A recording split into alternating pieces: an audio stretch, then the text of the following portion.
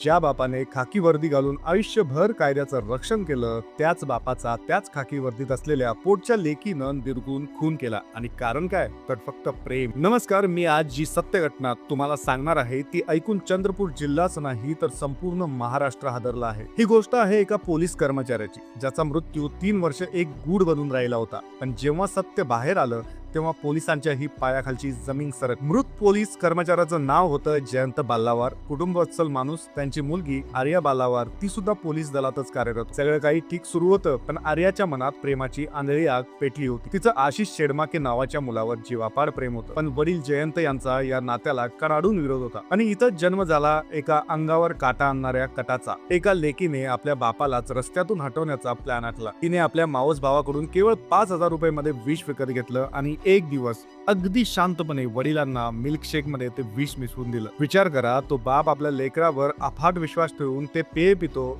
आणि त्याला माहिती नसतं की हा त्याचा शेवटचा घोट आहे. वडिलांचा मृत्यू झाला. आर्याने असा आव्हानला की हा नैसर्गिक मृत्यू आहे.